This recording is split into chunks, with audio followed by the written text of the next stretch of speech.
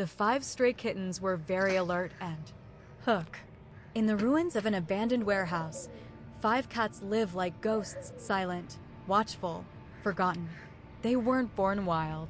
They were left behind. Now they trust no one until someone refuses to walk away. Sure, they're here, but they don't want to be seen. Not yet. They've been living in the shadows of this old warehouse for weeks, maybe longer, hidden between crates, broken pallets, rusted tools long forgotten. A place abandoned by time, forgotten by the world. 5 of them. 5 sets of paws. 5 quiet lives. 5 stories we'll never fully know. 5 pairs of eyes that never seem to blink. Always watching. Always calculating. Always ready to vanish. They don't trust people. Not anymore. And honestly, can you blame them? It's not that they were born feral. They weren't. Once upon a time, they belonged to someone. Maybe not loved, but at least acknowledged. At least fed. Until the day they weren't. We think they were dumped. Left behind like trash when the warehouse shut down. Or maybe when the owners moved away. Maybe it was easier to leave them behind. No one came looking. No one asked. So they learned to survive. Together. They never strayed far from each other. Their little circle of safety. 5 shadows, never more than a few steps apart. A silent pact. Stay close, stay alive. When we first showed up, they vanished before the car engine even stopped. No sound, no footsteps, just flickers of fur slipping through the cracks in the wall. We didn't chase, didn't call. We just waited. Quiet, still, breathing slow. Minutes passed. Then, a flicker. One head peeked around the corner of a broken pallet. Then another. Then 3 more. All 5, huddled together. Tails tight around their bodies. Staring. Every movement we made, they noticed. The way we opened the bag. The way our shadows fell across the ground. The way we crouched down. They watched it all. When we placed the food down gently, they didn't move. Didn't blink. So thin. So silent. So still. Not even a meow. They didn't ask for help. Didn't expect it. Didn't trust it. Help had never come. They were just surviving. I sat down a few meters away. Didn't speak. Didn't move. Just waited. The smell of warm food drifted through the cold air. Steamed against the damp walls. Still, they stayed in place. Watching. Suspicious. Curious. Hopeful. Their eyes asked what their voices never did. Are you here to hurt us? Are you here to chase us away? Will you take something from us? I had no words to answer. Only actions. So I sat. And waited. Let the food speak for me. Minutes passed. Then finally, the smallest one moved. Just a few steps. Hesitant. Ready to run. We called him Tofu. Because he was pale, soft, and always on edge. His nose twitched. He looked at me, looked at the food, and stepped closer. Still cautious, still tense, but hungry. Hunger is louder than fear. He took a bite, then another, then bolted.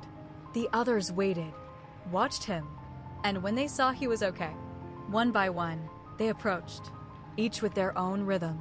Each with their own limit. There was Cinder, dark and wary, always the last to move. Miso, boldest of the 5, the one who always stepped forward first, after Tofu. Luna, quiet and elegant, with eyes that never left mine. And Rusty, older, slower, a patchwork of scars and stories untold. They ate fast, like they didn't know if they'd ever get this chance again. We didn't reach for them. Didn't try to touch, didn't break the invisible line they had drawn. This trust, whatever scraps were left, was something we had to earn. Slowly, one bite at a time. After they ate, they retreated. No noise, no thanks, no goodbye. But I saw it in their eyes before they disappeared. You didn't hurt us. Maybe you'll come again. So we did. Every day. Same time. Same quiet steps. same bowl. We left the food, sat nearby, waited. Never too close, never too long. For a while, nothing changed. They ate, they left. But then one day, they stayed longer. Watched us instead of the shadows. Waited for us to leave, sure, but not as far, not as fast.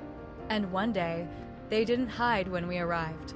They didn't come close, but they waited, like they expected us. Now, when we walk into the alley, 5 heads pop up behind the crates. Still alert, still sharp, still watching, but no longer afraid. Not like before. Cinder was the first to blink slowly back at me. A cat's way of saying, I see you. I don't fear you. Miso crept within arm's reach one afternoon. Sniffed the toe of my shoe. Didn't bolt. Tofu rubs against the crates now. Plays with the corner of the food bag. Still won't let us touch him. But he doesn't hide. Rusty sleeps in the open sometimes. Belly up. Like he's remembering what peace feels like. And Luna? Luna stays behind after the others leave. Watches me, like she's trying to decide if I'm real. We don't know where they came from, or what they've been through, but we know they're survivors. And we know they want to believe again. Believe that not all humans leave. That some stay, that some come back. And maybe, just maybe, that some are worth trusting. We don't know what comes next. But for now, they eat, they rest, they wait, and we'll be here every day until they're ready, until they know they're safe, until they no longer have to watch from the shadows. Because for 5 forgotten little souls, even a small beginning is everything. I name them Tofu, Miso, Cinder, Rusty, Luna. Tofu, the smallest one. Tofu was the runt of a litter born in a cramped apartment where yelling was louder than purring. He was handed off to someone who didn't want him, who thought a quiet cat wouldn't be any trouble. But being quiet didn't save him. One day, the door shut and he was outside. Alone. He found this warehouse by following the scent of something warm and rotten. It was shelter. It was something. He doesn't know what love feels like, but he remembers soft voices from somewhere long ago, and sometimes he still dreams of them. Miso, the bold one. Miso had a name once. A little boy used to call it out in a high, bright voice. They played together under the kitchen table. Then the family moved. Miso didn't. He remembers the boy crying. The dad saying, "It's just a cat." Miso scratched the door for hours. No one opened it. He wandered until he found others like him, left behind, forgotten, clinging to corners. He's the first to approach now because some part of him still wants to believe people can be kind. Cinder, the watcher. Cinder's fur is dark like soot. She lived in the back of a mechanic's shop where oil stained the floor and men didn't look twice at her unless they needed to kick something. She learned how to hide before she learned how to meow. Her trust was shattered before it was ever given. But she follows the others, watches what they do, stays close not because she trusts, but because she's tired of being alone. Rusty, the old soul. Rusty wasn't always astray. He had a home, a windowsill, a name whispered like a lullaby. He lived a full life until his person passed away, and no one else wanted an old cat with cloudy eyes.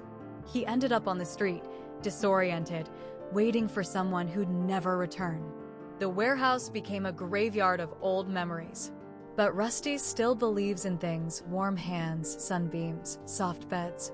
You can see it in the way he sighs after a meal, like he's remembering something sacred. Luna, the quiet flame. Luna was born in a house where the lights were always off and the humans never came home happy. She lived under beds, behind furniture, inside silence. She learned how to read a room before she could trust a voice. She didn't run when they left her, just walked out the door like she knew it was coming. Now, she rarely speaks, but her eyes ask 1,000 questions. She stays when the others leave, lingers, listens. She wants more, but doesn't know what more is yet. You know, I don't know what brought you here. I don't know who failed you, or how many times it happened. But I want you to know something. I see you. I see every twitch of your tail, every flinch when I move too fast. I see the way you look at the door like you're always planning an escape. I see the hunger in your eyes. And not just for food. You're also different. Tofu with your trembling steps. You remind me of myself when I was a kid, always scared someone would raise their voice. Miso, you're so brave it breaks my heart. Like you're daring the world to hurt you again, just so you can say you survived it. Cinder, you're smart. Too smart. You don't believe in second chances. Not yet. Rusty, you make me wish I could turn back time. You deserve to be in someone's lap, not here. And Luna, you're quiet, but you stay. That means something. That means everything. I don't have much. Just time. And food. And a soft spot for strays who never asked to be left behind. But I'll keep showing up. Even if you never let me touch you. Even if you never curl up in my lap. Because I've been left before too. I know what it's like when the world forgets you exist. So I'll be here. Every day. Same time. Same place. And if you ever decide I'm worth trusting, I promise I won't disappear.